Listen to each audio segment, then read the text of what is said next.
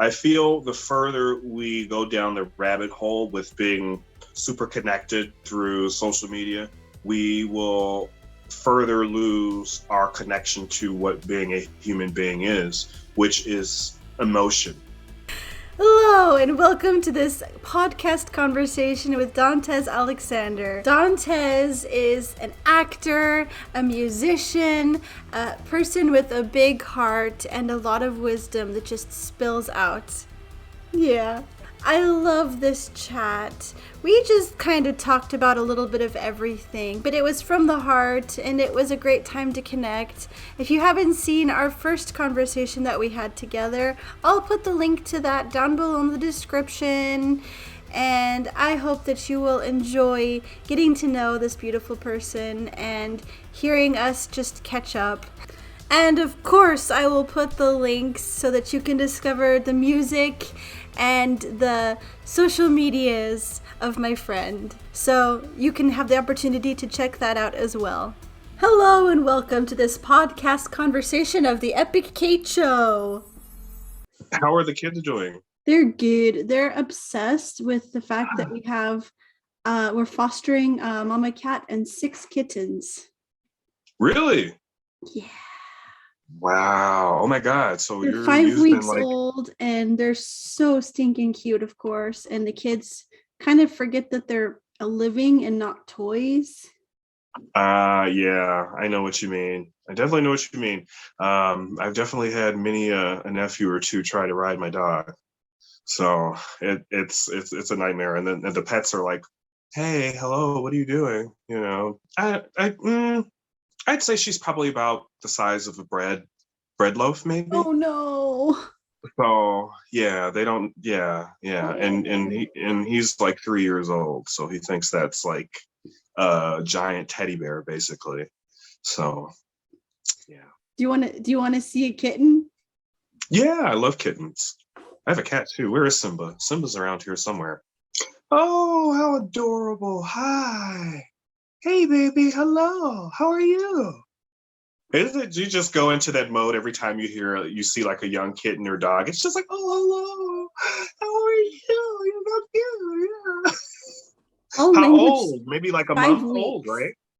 Oh, I was close. Yeah, I was close. Yeah. Simba, I've had Simba now. I've had Simba now, I think he's about 8 months old now. So he's starting to get big. I think these are the terrible twos that they talk about. So it's like the Jungle Book every day over here. He's swinging from my curtains and just, But it definitely takes some getting used to. If all of your previous animals have been dogs, because cats are just, I feel like they're just as loyal and loving as dogs are. People don't know that because people don't. I don't know why. Cats get a bad rap, but they're just as loyal and loving as a dog is. Because my cat, like, I can hear him, when I come home, at the door waiting for me. You get those meows, like hello, where have you been? Where have you been? Even when I leave at times, I can hear him do that strange yelping, chirping thing that they do, and I've just come to know that just means, hey, I'm sad that you're leaving me. What would our egos be without pets to affirm that? I know. I put a lot of love and joy into my animals. They're really extensions of our humanity. Isn't that weird? Yeah, I've never thought about that until now, but I really believe that.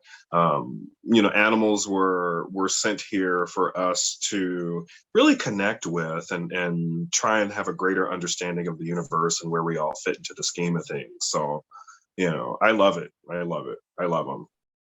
Have you always had a pet your whole life? I've always had a pet. The very first animal that I had was actually a gerbil, and her name was Joy. I remember going to get her from, I can't remember the name of the pet store, but it was during the time, in the early 2000s where people had like independent pet stores still. Now there's just PetSmart, but I remember being so excited to go get her. And it was a wild experience because the only way that you can let a gerbil or a mouse or a hamster or anything move about in the house is inside like a ball, because otherwise they will get lost, or they'll get into stuff, or they'll disappear, or yeah. But very, very, very loving creatures, very small. That's the only problem, so having them in that sphere, in that ball, is actually sort of like a protective mechanism for them, so they don't get hurt. So that was the first pet I had. I think I must have been maybe like 16. And then everybody has the fish, right? Everybody has the fish. And I quickly did not start seriously. I had so much love for my fish. And it's so traumatizing, right? You can hear me actually like trying to verbalize it, right? But I must have been like probably like 8 or 9. And even now it's still very bad because I just thought that my poor fish was, taking a nap. Oh. He's just floating at the top of the water, and then they just came in and they're like, oh, he's dead. And they just scooped him out and just, so, I think of all of the pets that humans make of animals, fish probably are the most, I hate to say it, the most disposable. Yeah. But you can't explain that to a kid. Like, there's no preparing for your first traumatizing pet death. It was very traumatizing because I I remember being so excited for those fish, like I was for that gerbil, like real, like putting my hand in the water, like trying to pet the fish. Can I see if I can find something really quick to share with you? Sure. I have these books that I made out of cardboard and Really? and string and rubber bands. And Oh, I gotta check it out. let me see. I think this is the right book. I cut up a shirt and glued it so that it can button closed. Oh, that is cute. How long did it take to make that? Oh, I don't know. This was a while ago. This was back in high school I made this. Really? I'm surprised you still have that. Yeah. Hope it's in here. It's so stinking funny. After my very traumatizing goldfish death, I wrote a poem when I was 7, 1993, and then I found this poem and I transcribed it in its original spelling. Oh my God. That's such a joy to actually have that. Hopefully you're going to let the kids see that. Yeah. Maybe it's in this book. We were talking about trapper keepers yesterday. Pages are falling out. This was one that I put in with rubber bands, but rubber bands don't have the longest shelf life, it turns out.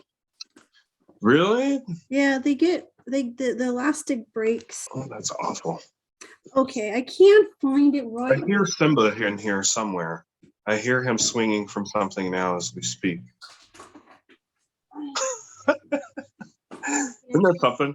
I'm gonna flip through these last 2 books. Okay, I think I'm gonna sit up here because this might be a little more comfortable. Yeah, then we can see your outfit better. Yes. Oh no, I'm not actually like matching from head to toe. This is just like a little interview from home. So my house is dirty too. I'm probably the least fashionable person ever. Oh wow, don't say that. I find that hard to believe. I just want to be comfortable. I'm a frumpy mom who works from home and doesn't see anyone, and I wear the same sweatpants and shirts all the time. Being comfortable is essential. Well, I can't find it now, but I can quote it. So here we go. Ready? Rob and Bob, how they do make me sob. For they used to swim around happily, and in life there was quality. And I remember they would romp and play, but I wish they still were today. Oh my God. And you remember that word for word too. You didn't even pick up the book. I mean, I am so proud of my books, and it's just like a thing that my whole life I've connected to people through what I've made. And I would go to people at church and family members and be like, read this, like, so I remember things when I read them enough times and shared them with people enough times. That's so cool. I wish I would have been more active with actually trying to document stuff and do all of that. I didn't really get into that until like maybe like a few years ago. I So, have but at least I have my late 20s, I guess, to document.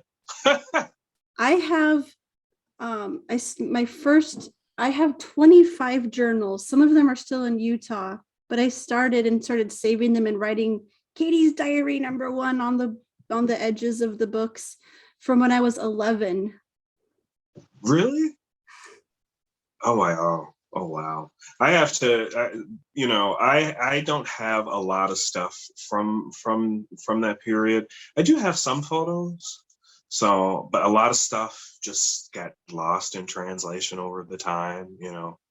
I wish I could. I wish I could. I have to ask, hey, do you still have the yearbook from, 2005? And they're like, oh, I don't know.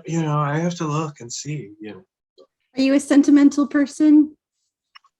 Um, Sometimes it depends on the value of the sentimentality. Mm, If it's something that, you know, I don't know. That's a good question because you would think with with the thing, the business that I'm in, that I would probably be very sentimental, but I think my art is is what allows me to express it. So mm. I'm not very much in like you know, oh my God, you know, I love everybody. I do love everybody, right? But it just Different it's more kinds of love. personal. Different kinds of love, yeah. Yeah. Being authentic, like we talked about, is, it's hard for some people. Yeah. So yeah. That's the wonderful thing about having a junk book, that you can take all the little pieces of paper, if you're that kind of person that you find a value in a piece of paper, that you can glue it somewhere and it has a home, and you can look at it later and it's not just a box that's just stuff shuffled around in a box getting smushed. Yeah, see, I envy that, and I'm starting to do that now with everything that has sort of happened over the last year and a half to 2 years. So Mm. like now, I'm not one, and I'm honestly, like, I'm not one to, if you walk into my home, you won't find a lot of quote unquote Dantes shrines to oneself, Merch. or yeah. There's not a lot of that here. Um, This concept um, is just like, huh. well, I mean, it's just because I think it's very important to stay grounded in the authenticity of what life really is, Mm. and outside of what it is that I produce and that I give to the world. My life is somewhat, at least I like to feel, somewhat sacred, other than what I share with, people who, give me interviews or I do interviews with. But for the most part, you get what I'm saying. I want to hear more about what you mean about the sacred part. Well, the sacred part is the things that the is not for the world and for social media. I think in this day and age, I think less is more or less. And I think people always want to be up to date with everything that's going on in your life in this day and age. But I think for me, as I've started, I my birthday is in, I think, what, 4 months, I think March. When is that? So I'll be 29. So as I'm starting to get older, I'm starting to realize that social media is not the end all be all. And it's you have to keep some things to yourself, because doing anything where you're producing things for people to be evaluated, and when I mean evaluated and critiqued on any level by professionals, by fans, listeners, it can be somewhat overwhelming. Mm. So taking time, for oneself to refresh, reset, things like that. It's very important for your mental health and your social media health too. So. and and like, when people go through something really difficult, as soon as the public knows about it, they think that it's okay to talk about it to people. Like, let's talk about your divorce, like, no, let's not. Yeah, yeah. But it's part of that double-edged sword, unfortunately, that comes along with being in this industry. You have to be very careful about what it is that you choose to disclose, right? Remember, like in the '90s, and when we were kids, there was that whole "don't ask, don't tell" thing. It's sort of that same policy for me when it comes to like who I'm dating, what I'm doing outside of my professional life. Those are some things that I keep to myself. I will share some things, but for the most part, I try and keep that part private. So It's interesting, like, oh, I just realized I'm not showing my Epic Kate Show sign. I'm so unprofessional. there it is. That like I had everything's falling. It's okay. It looks fine. My microphone fell. You look cool.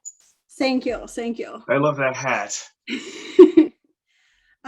But it's like I talked to this really cool guy. You probably have met him if you've been to California. Or no, he's in New York and you're in Chicago.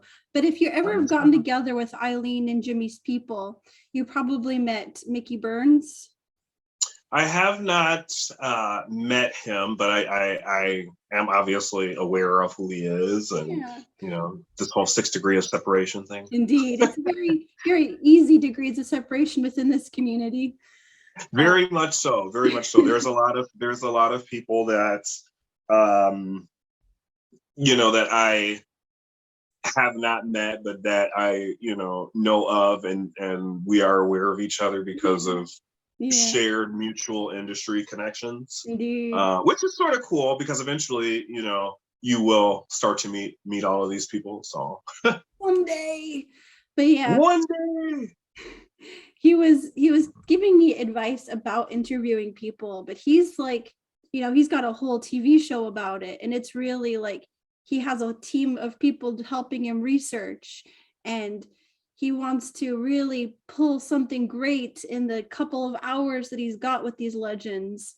And it's like, I don't consider myself an interviewer, it's more like I'd rather just have a conversation. And that's why it was so wonderfully refreshing to talk to you. I just was like, my heart was just so full because you weren't like treating it like, okay, ask me a question. We were just talking. Well, I mean, that whole like being authentic thing is very important, obviously. Being true to oneself is not something that everybody's going to appreciate or like.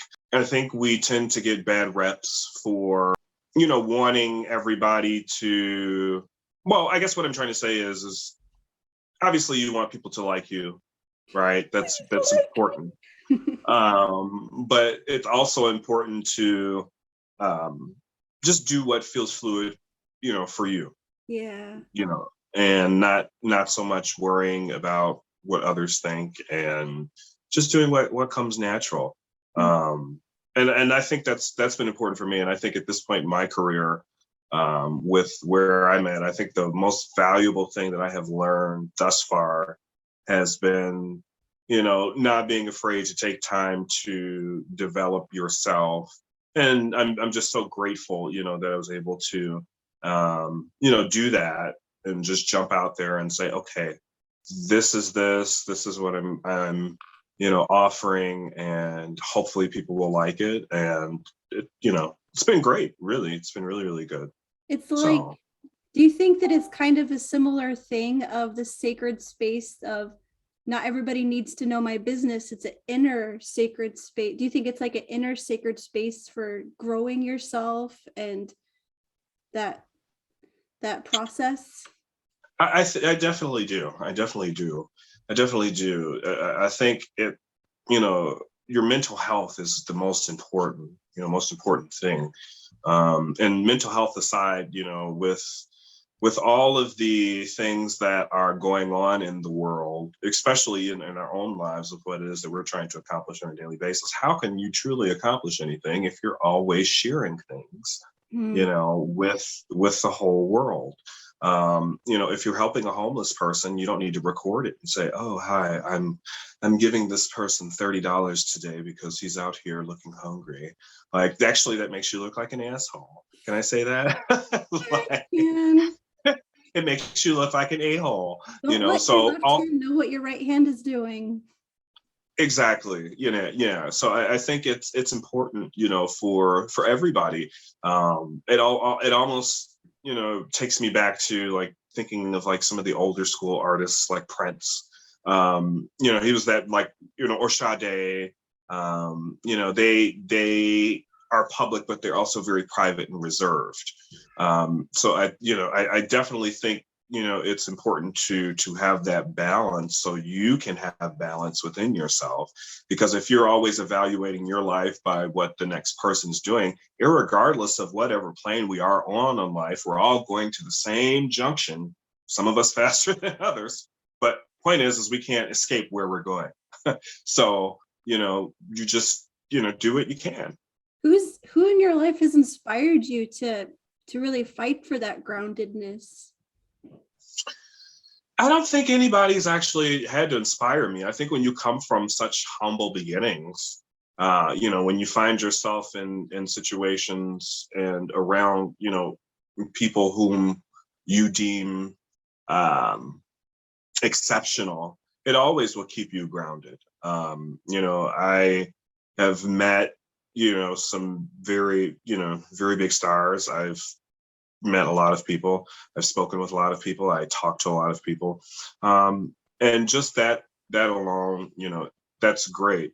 But being, you know, humble about everything, because it you know, for everything that we do in our life, you know, it didn't have to be you. So if you're, you know, passing the bar, you know, if you're going to school, you know, for law and you're passing, you know, the bar, or you're attempting to, you know, pass the bar, your blessing that the universe has in store for you for that is not for the same person. You know, all of our journeys are different in life. So, Do you you know, do you think that meeting those people that are big stars and just like saying, oh, they're actually just normal people, that like helped to kind of cement that? oh my gosh, yeah, absolutely. It totally cements that.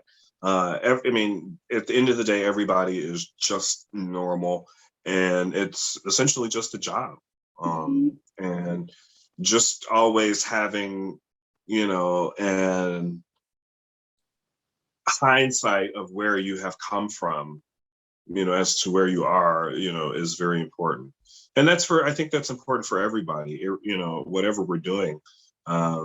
You know, every step of, you know, step above, you know, above the beautiful earth is a success, you know. And if you're blessed enough to do what it is that you love to do, paid, unpaid, you're blessed. How many people can actually get up in the morning and say, I actually am doing what it is that I like to do? A lot of people are actually secretly resentful in their lives because they didn't accomplish what it is that they wanted to accomplish. And all you have to do is say, I'm not going to worry about what other people are going to say, and I'm just going to do it, you know. And that's, I think, the moral to my story. I can't speak for I can't speak for, you know, everybody else, but I think it's very important to use, you know, like we talked about, you know, in the past, use all of that pain to, you know, continue to grow and inspire others. And when people see that, they'll see it as authentic, and they'll be more than willing to try your cup of coffee as opposed to someone else's. So, Oh man, my brain just swims as usual. All these thoughts like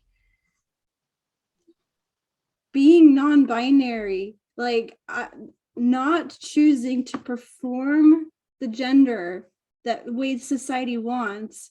Like I read this really great thing that it was like, stop saying that people are born in the wrong bodies. It's not that people aren't born in the wrong bodies. They're born into society's box, and that's I what they're think, fighting. Like, you know, I think one of the best things that I discovered a few years ago was Play-Doh. and the I allegory love of the cave. Play-Doh. It's so fun to. No, I'm just kidding. I'm just kidding. I love Play-Doh too. It comes in all fun colors. Oh my God, I used to hope and pray for those every Christmas. Anywho, do you remember those big, like 24 pack, like Play-Doh? That, like, if you got that at Christmas, you were happening. And the pencil sharpener crayon box with the 64 colors, I you were never it. got that. I wanted Yes, it you were always. it if you had that. And kids, this was cool well into the early 2000s. So please do not try and come for us like we're old, okay? Not Because we are at a us. couple years older than you, okay? Anywho. So yeah, Plato. I mean, yeah. Yep. What about Plato? So the allegory of the cave, that is actually one of my favorite observational writing scenarios for the real world. A lot of people don't know that that was actually one of the catalysts for The Matrix, and then also a catalyst for one of my singles, The Sixth Dimension. Can And you tell me about this parable? Because I don't know it. so the allegory of the cave is actually a short, you can call it a short story, but it's a parable or what have you. And it basically is prisoners are in a cave with their faces towards the wall, and they're all bound in a chair, and they can only see the shadows and what's in front of them. And meanwhile, behind them is this whole other world, that they cannot see, simply because the people who are controlling the room, if it were, only allows you to see the shadows that are in front of you. So I probably just get really weird, but I mean, that's one of my inspirations. I read that book in college a few years ago. It was for was it psych or sociology? I don't remember. Sorry. Shout out to Professor Amy Thomas Elder, University of Chicago. I absolutely adore her. But it's a very, very, very important study on the world that we are forced to live in, which is not constructed by us, and the rules that we are to play. So it's like chess, So it's that, and that's how the life, how life is. Everything in this life exists on a grid, right? If you look at that, so if you look at our homes, everything is, perfectly geometrically aligned. We are living in the grid. That is the matrix. We are the grid. We are on the grid. We are plugged into the grid. And when we actually decide to step out of that grid is when we begin to start truthfully living. Think about everything that has required you to step off the grid to get to where you are, and and everything that you've done in your beautiful, fabulous life. Even meeting your fabulous husband and moving to Sweden. Like, who would have known? Right? If you didn't decide to step away from the grid, and in terms of what society would, So kudos to all of the dreamers and the darers out there. You have to be willing to step outside of what the structure is supposed to be for you. If you continue to do things that are, insanity, then you're going to be declared insane. and that's half the battle in life is not repeating your mistakes, generational mistakes, and going away from the grid. Oh, do you think that some people are just really ungrounded because they don't realize how unhappy they are living on the grid?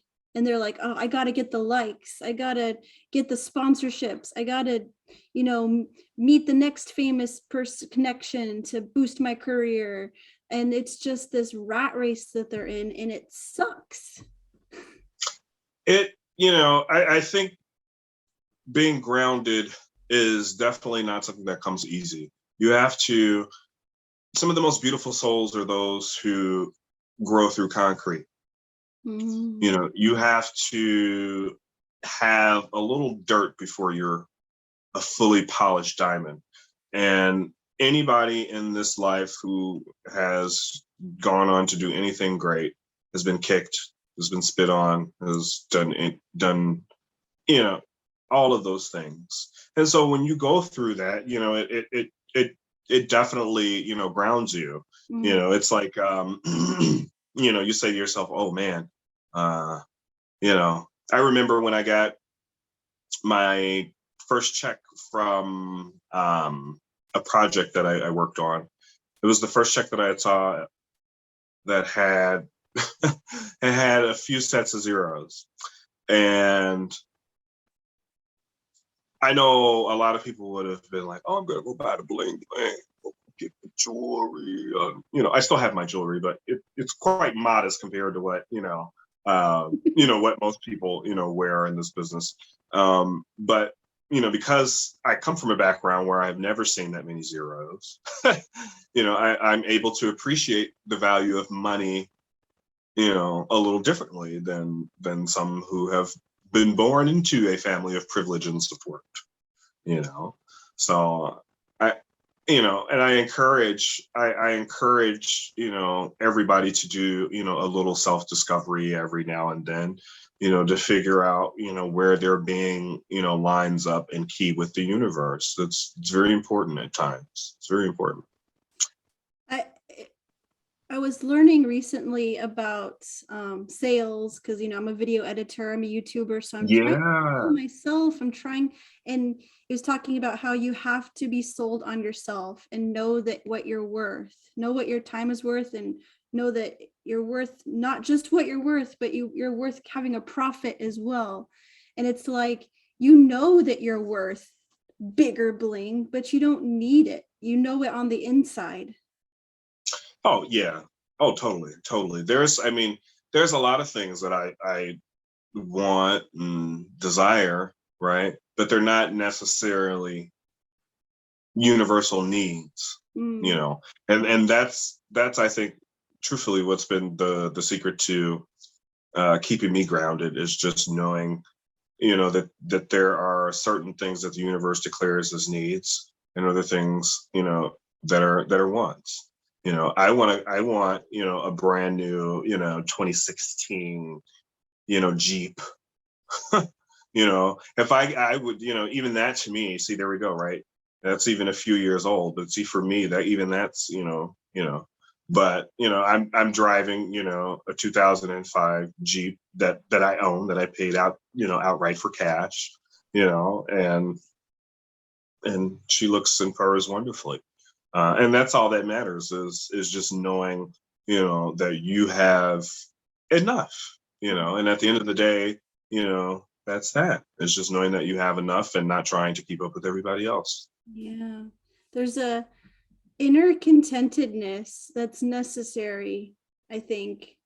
Because without that, nothing will ever feel enough. No success, no money, no. Oh yeah, yeah, totally, totally, right. Yeah, I mean, because it's almost an addiction. It's where, you know, you want more, you want more, you want more, you want more. You know, so you have to be, you know, your biggest champion, you know, on the inside, and be content with those things. And it's hard. It's hard for people.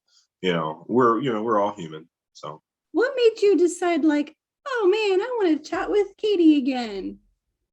Well, you know, I think when we did our interview when the project first came out, the New Jack City project, which actually, drum roll everybody, we have officially, dun, dun, dun, are you ready? We've officially been listened to 100,000 times. So Nice. yes, the album has gone a quarter of a way gold, which is great.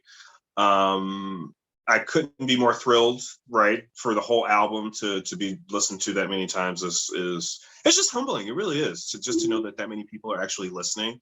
And you know, I find it really humbling when I can sit down with, you know, my team and everybody around me at Dwarf Planet Media, you know, my publicist Jimmy and Eileen, and we can look at the numbers and we can say, okay, this is where everybody's listening to Dantès, and this is where where they're coming from, and looking at all of the different countries with this project that have opened up to Dantès and who now know who Dantès are. A lot of the Baltic states and Europe. So a lot of that has to do with working diligently and working hard with all of the media partners, podcasters, independent hosts like yourself, that have made this project a success. And I just want to say thank you to everybody. And the next single is actually getting ready to come out. The next video, for the next single is getting ready to come out, which will be coming out on the 31st on Halloween. So stay tuned for that. So, and New Jack City, it's wonderful. It's wonderful. It's a wonderful project. For me, it's a very coming of age project for me anyway. It sounds so strange, right? How you can view your own work like that, where you're like, oh, I think it's an opus. But for me, truthfully, I do think it was an opus because I was really able to capture, I think, a real actual snapshot of what it's like to live in certain environments and to be different in those environments. All of the hurt, gun violence, children's deaths, all of that, just trying to encapsulate all of that, in the project, dealing with poverty, neglect, all of those things on the project. And I was just really grateful that I was able to talk about that. And in this day and age, I think people are expected to continue to create, consistently. But the problem is that you have to be moved in order to write or to create. And New Jack City was a snapshot of where I was in my life at the latter part of last year when we recorded it. But it's definitely resonated with a lot of people. And I'm just grateful, and we're going to continue to put out new singles from the first New Jack City album that came out in June, and also from New Jack City 2, which came out August 27th.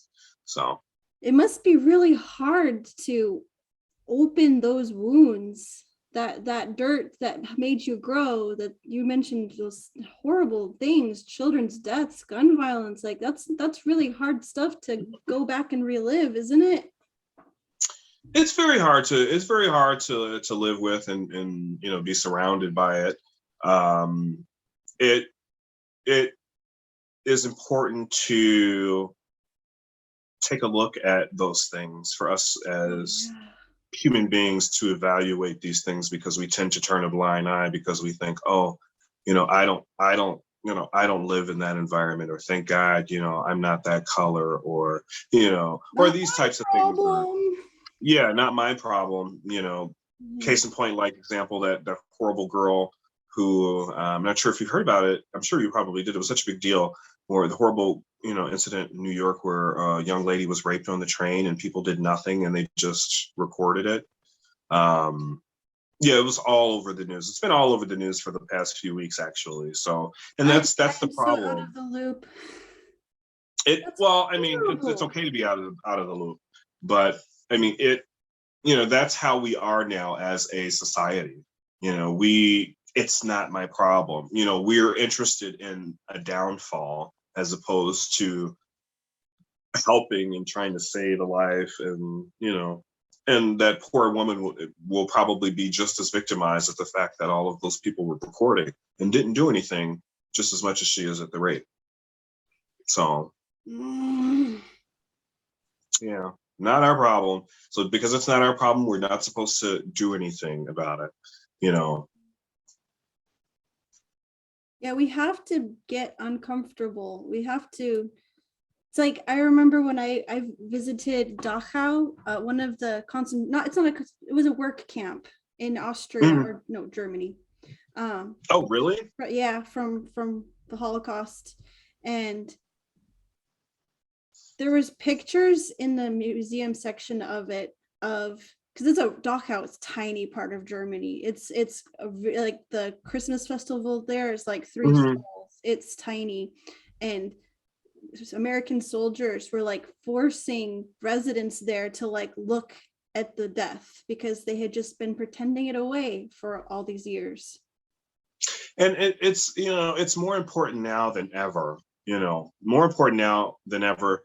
I feel the further we go down the rabbit hole with being super connected through social media, we will further lose our connection to what being a human being is, which is emotion, and having the ability to emote, and that's what all of those people, essentially were lacking, when they recorded that was emotion. God created us, in his image to experience emotion, and all of the actions that come along with experiencing those emotions. Are all of those emotions going to be great? No, but that's what essentially it is to be human and to be connected to the divine, is to have emotion. That is something that an animal doesn't have, right? That's what supposedly separates us from the beasts. Sometimes Sometimes I wonder too, Epic Kate. sometimes I've been like annoyed at myself and my emotions and felt like there's no point in feeling stuff so deeply when I can't make any difference about it. But now I have this YouTube channel. I have a fearless heart that's like, I want to talk to everybody. I want to tell all their stories, and I'm putting something good out there. Like I know that it's something, and I know feelings are, I am 100% with you. Feelings need to be felt.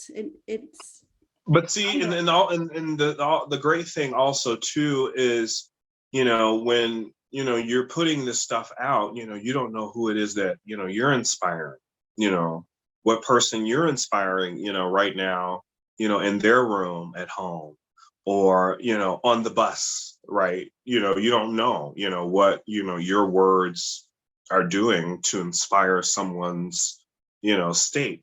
So, as lame as it sounds, yes, the change does start, with us, and we all, can contribute to the greater success of humanity, Yeah. and that's what being, I feel like, a good citizen is really, is contributing something good to the world, and being able to inspire some change that came from change that inspired yourself. Did you, when you were in the dark places of your childhood, do you remember feeling then like things are going to get better, or feeling like that's just how life is? I always knew as a kid that things were gonna be better.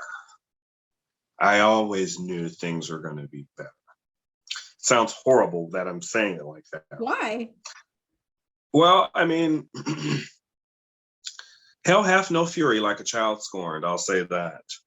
Um, it's very important for us to remember that children do have emotions, and our kid when you're, I heard something by George Clinton. Shout out to George Clinton, also on Instagram. Uh, Yoke George on Instagram, everybody. George Clinton from Parliament Funkadelic. Um, Something that he said, you spend the first 50 years of your life trying to overcome the first 20. Only somebody like a master like George Clinton could say something like that, right? Because it's so true when you think about it, because even until you make it probably up until your 40s, I'll be 29 in March, and I still now, as an adult, am like, oh my God, am I fat? You get what I'm saying? Like, oh my God, am I fat? I don't want to be looked at like that fat kid because of the trauma of what happened, as a kid. And even though right? That I know I look okay and I look good and all of that. But because of all of those mean names and things that everyone called me as a child growing up, I am always consistently worrying and watching about things. And I'll probably be like that. I'll probably be like that for the rest of my life. And it's such a true statement that everything that we experience in those first 20 years, that is so fundamental to the person that you are going to become for the rest of your life. Good experiences, bad experiences, that is who you are going to become. And hopefully, and I'm still figuring things out. And that's the thing too. They always say, "Oh, you're supposed to have it all figured out by the time you get this age." That's crap. That's a lie. Because I am not getting ready to knock on 30, and I'm still having like these, "Oh, okay, that's how you do that. I didn't know that's what that means," or I didn't know that this is how this is supposed to go, or so yeah. That's that. Everybody is just pretending to be an adult and really hoping that they're passing. That's an accurate description.